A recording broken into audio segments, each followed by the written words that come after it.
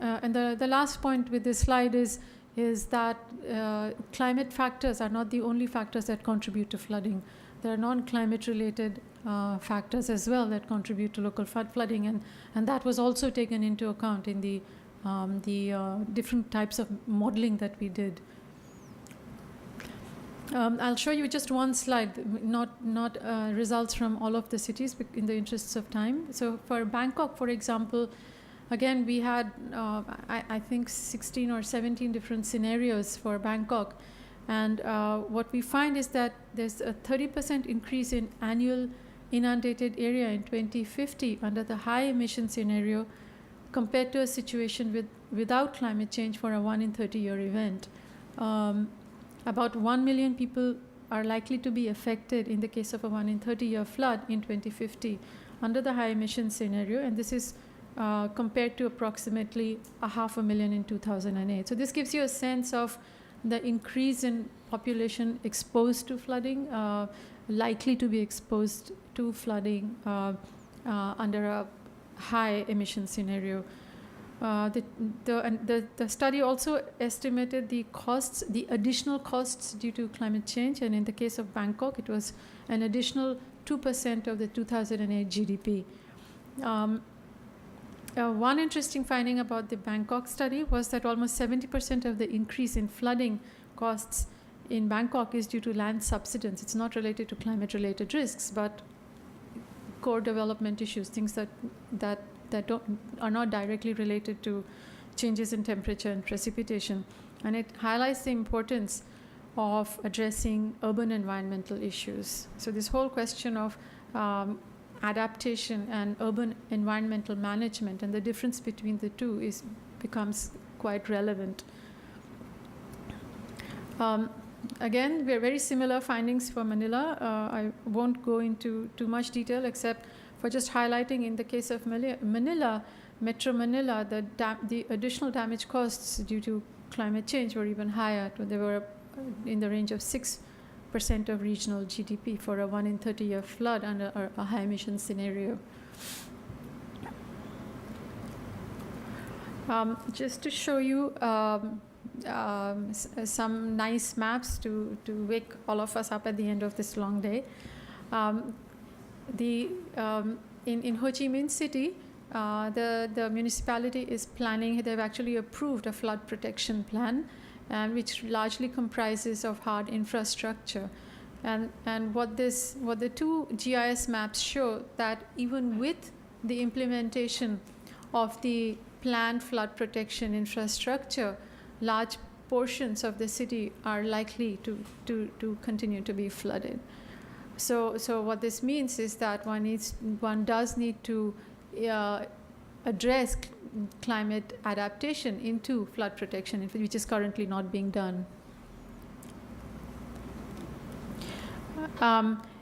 This shows some of the sectoral implications. The green and red line that you see is the extension of their existing ring road.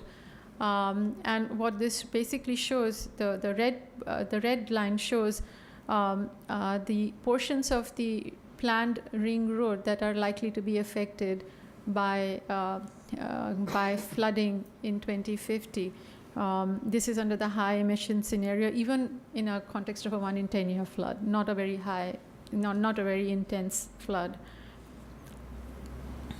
The point of this slide, the one on the left-hand side, the map on the left shows the areas of the city which have the highest poverty rate, and the map on the right-hand side, the dark pink areas are the areas which are most likely to be flooded. And if you overlay one map on top of the other, what you see is the areas that are most likely to be flooded are also the areas where the poor are more, where the poverty rate is the highest, showing that the poor are the most vulnerable to flooding. But they are not the only ones who are vulnerable to flooding. Even folks who are better off are exposed to flooding. This is a summary slide which shows some cross-cutting findings from all of the 4 case studies that we did, which just to summarize, there's likely to be an increase in area and population exposed to flooding across all cities under a climate change scenario in 2050. The damage to buildings is the largest component of damage costs. The additional costs from climate change are in the range of 2 to 6% of the regional GDP. And that existing and planned flood protection infrastructure in the cities will reduce but not adequately address future potential climate-related risks. And urban environmental issues, as the case of Bangkok pointed out, are critical crucial to address in the context of climate adaptation. So this is my last slide. Some take-home messages from that we can perhaps discuss. That sound urban environmental management is crucial for climate adaptation. However, this is clearly not sufficient. Given the additional damage costs due to climate change, cities, what our study suggests is that cities need to take a proactive, strategic approach to directly addressing climate adaptation. And this can be done in a number of ways. There are more details. Our report just came out a few weeks ago. I have a few copies if you are interested, but strengthening institutional capacity is critical in this context. Developing and strengthening links between local and regional research institutions so that cities can plan for different scenarios is critical. And finally, the adaptation measures need to be tailored to each city. For example, one of the things that very interesting things we found was that while sea level rise and storm surge are very important factors for flooding in Manila, in Ho Chi Minh City, they are not very critical for Bangkok. So climate change is not it's not like the impacts or the risks are not identical. There are different aspects of climate change, and some are more likely to affect certain cities and areas and not others. So one needs to disaggregate what we mean by climate-related risks. I'll just stop there. And of course, highlighting the use of land use planning and zoning becomes then critical to address some of these risks.